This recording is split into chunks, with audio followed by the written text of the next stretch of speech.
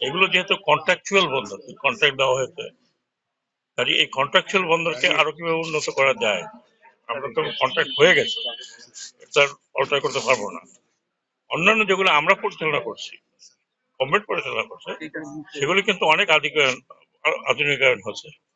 বেনাপোল, ভোমরা, আরো কয়েকটা পোর্ট যেগুলো, বুড়িমারি, তামাবিল, এগুলো তো অনেক কাজ হচ্ছে একদম। যতদূর মডার্ন করা যায় ততদূর হচ্ছে। এখন এখানে যেমন আমি এই পোর্টটা দেখলাম, রাজশাহীতে সোনা মসজিদ দেখলাম, দুটাই বড়, কিন্তু দুটাই কন্ট্রাক্টর দেওয়া হয়েছে। কন্ট্রাক্টর দেওয়া দিলে ভালো, সব কিছু যদি সরকার চালায় তাহলে চালাতে পারে না। এতগুলো পোর্ট 24টা ছিল, 24টা থেকে এখন কমবে 4টা, 20টা হবে এখন।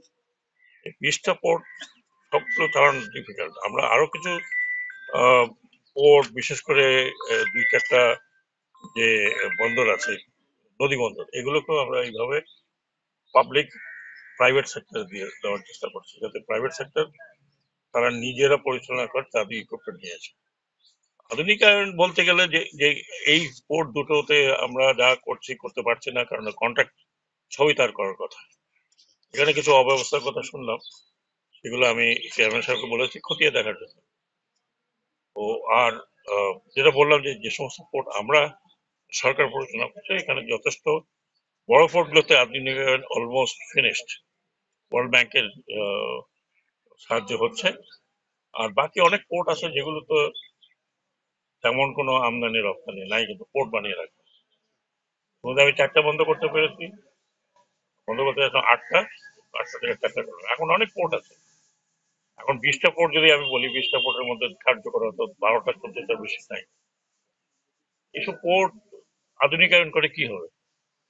এক পয়সা যেখানে সারা বছরে 10,000, 15,000, 20,000, 30,000 টাকা আনবে, খরচ হচ্ছে থাকতে যাবে বেশি। ওগুলো তো যেগুলো কার্যকরী পোর্ট, বড় পোর্ট, সেগুলো আধুনিকায়ন হচ্ছে। স্যার আরেকটা বিষয়, স্যার আমরা দীর্ঘদিন ধরে স্থল বন্দরের এক্সপোর্টের যে বিষয়, মানে ভারতে রপ্তানির সুযোগ আছে বাংলাদেশ থেকে পণ্যের, কিন্তু ভারত অভ্যন্তরে কোয়ারেন্টাইন সহ বিভিন্ন সমস্যা জর্জরিত।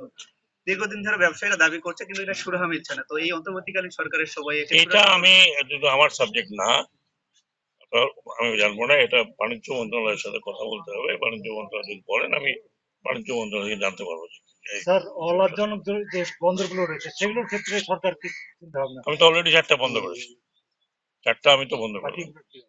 বাকিগুলো দেখা যাক, বাকিগুলো নিয়ে আমি কথা বলবো। আরো কিছু কয়েকটা আছে, এগুলো অলাভজনক মানে কি?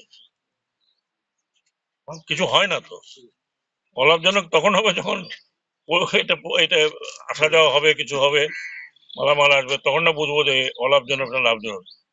নাই যখন কিছু খুবই কম, হয়তো সারা বছরে খুঁজে গেছে, দেখা গেল যে 20,000, 30,000, 40,000 টাকা হয়তো আর্ন হয়েছে, বা 1 লাখ 1.5 লাখ টাকা।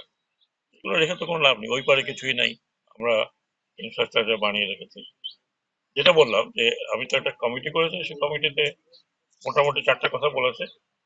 আর আরো আরো 4টা চিহ্নিত হয়েছে, সেই চিহ্নিত গুলো দেখবো। Thank you.